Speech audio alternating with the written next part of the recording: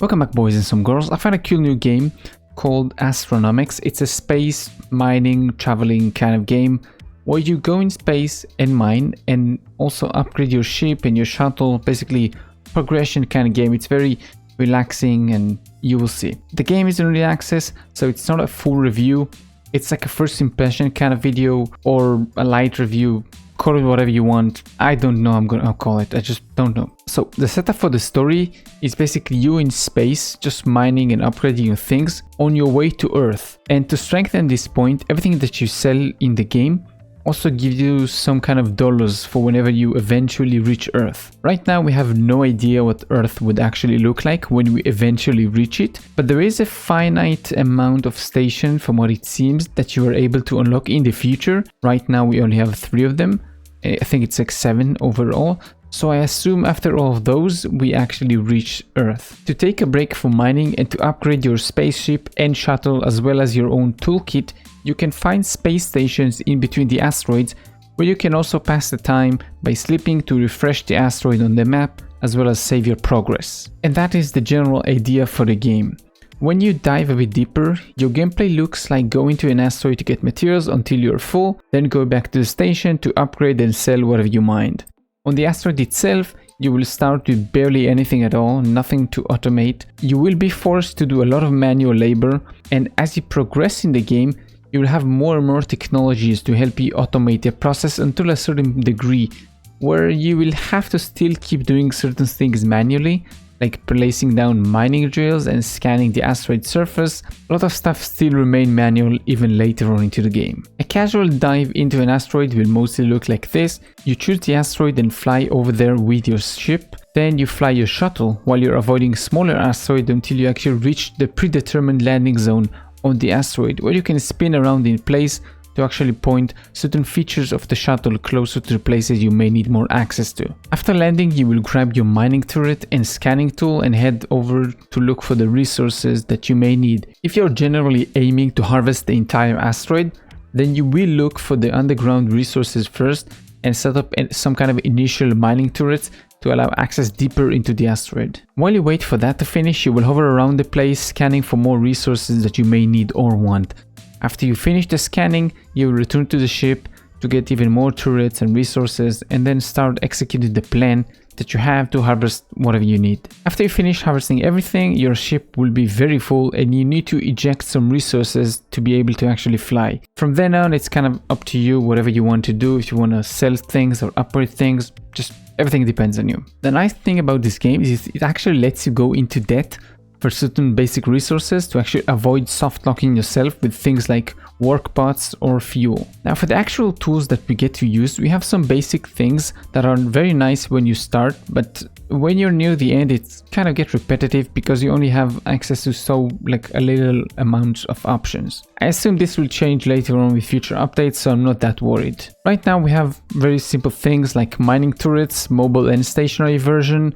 We also have worker bots that just gather things around the map. They only collect things that have been marked beforehand to be picked up, but other automation tools like the resource drill automatically mark them, so you don't need to manually click on every single one of them. However, if you use the regular mining turrets, either the mobile or the stationary, it doesn't matter, you do need to mark them beforehand or after, depending on what you want to do. But yes, you can mark them before they have been even mined. You yourself are not the one that is running around the asteroid. You have a robot doing it for you. And with the robot comes the need to recharge the robot once in a while. You need to put your bot in the middle of your shuttle where it has like a charging bay and it will automatically recharge.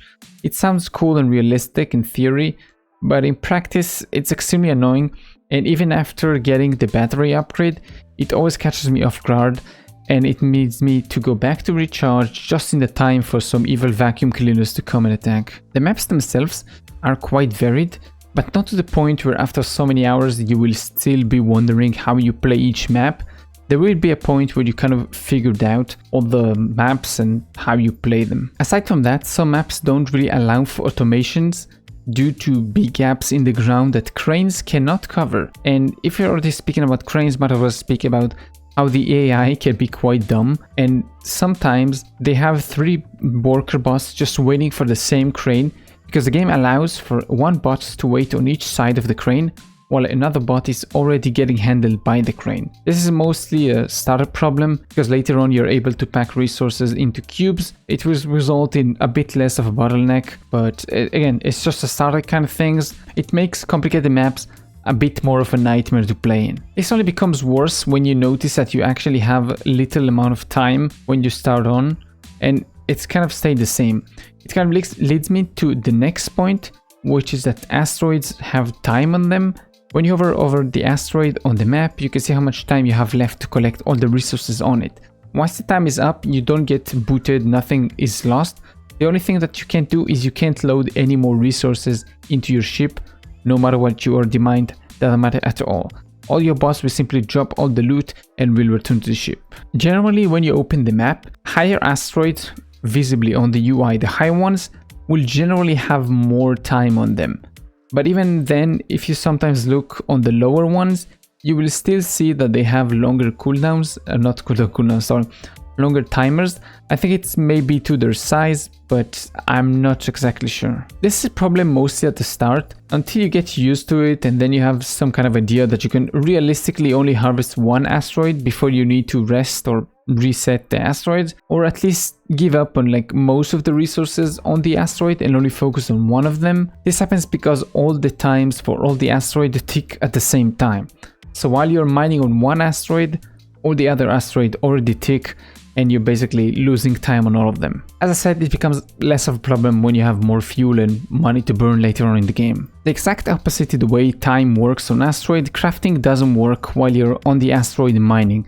It simply clears the crafting queue, and I'm not sure if it's a bug or a feature, but this is what happens. A thing that is a bug regarding the crafting system is when you craft, sometimes the machine will just continue to craft even when you try to stop it or cancel the craft. It will show like a blue button that says craft, like you want to initiate the craft, but it will still craft things. Crafting seems balanced regarding to the amount, but not to the times.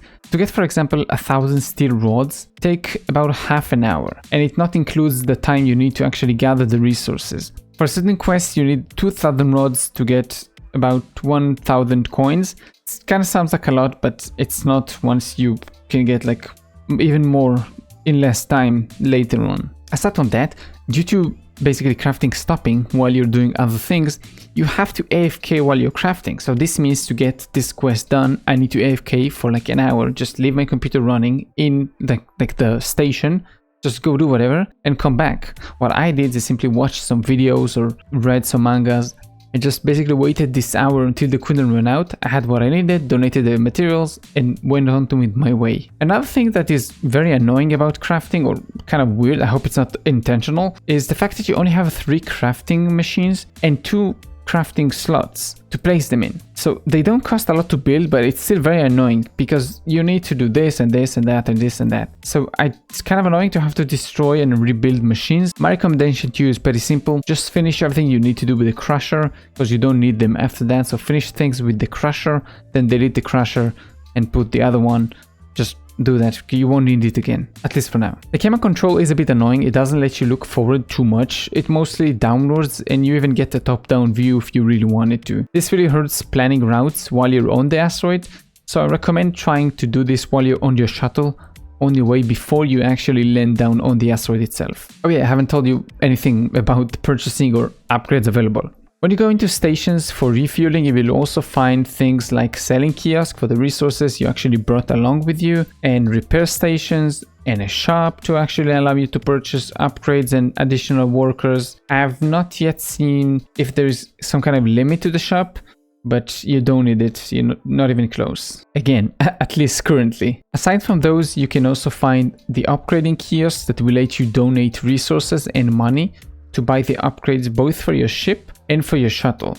It will allow you easier time while you're mining, just basically quality of life, things like storage size, fuel, and a few more things like that. One of those upgrades should allow you to actually summon mining turrets from your shuttle into the field through the worker bots, and it does work, but after they place down the turret, the worker bot will be forever stuck in place, and it will be lost unless you break it and then pay to repair it. So I say the feature really isn't working as intended. Let's talk a bit about performance, okay?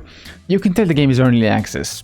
it lacks a lot of polish in many things, like the UI, overlaying things like on top of each other, or broken systems, broken features like what I just said now, or the one before about the crafting system. FPS wise, it's fine. There's barely no FPS drop most of the time. Only when you initiate the jump, sometimes there will be like a frame drop for a few seconds, and then it will just jump back to normal. I assume it's because it's a hidden, and I say hidden, loading screen, so that's why it does that. Aside from that, I had no crashes, nothing, everything was completely fine, and I played for like 40 hours. The game cost $20 for me.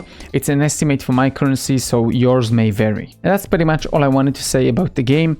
As I said, it's not a full review, it's very lighthearted. I skipped many things because many things will change. A lot of things will change, and I can see like bugs and fixes happening every single day on Steam. Like there is a new build every single day, like fixing some things, which is nice. So I expect like if we take like a few months from now, it's gonna be a completely changed. So I'm not gonna do a full review on something that's gonna change completely. I'm calling it first impressions, but I already played like 40 hours and I finished pretty much everything there is to do in the game, aside from missions that don't give you pretty much nothing besides some gold, some cash. So I don't know, but still I'm gonna call it first impressions. When I was playing the game, it felt kind of like a mix of No Man's Sky and Astroneer. The game, it's a lot of fun, but it's missing quite a bit. Players who are looking for content rather than completion will have a much lower playing time than mine. I simply like to complete things and finish them even if they don't make any sense. As it is right now, I would give it slightly above average grade, but I do expect it to rise later on when the game fully releases. So I just say good luck to the devs and keep on doing your things. But that's gonna be it. I hope you enjoyed this one. If you did, thank you. If you didn't, let me know why, so I can improve. Peace out, that keeps us safe. See you next one. Bye bye.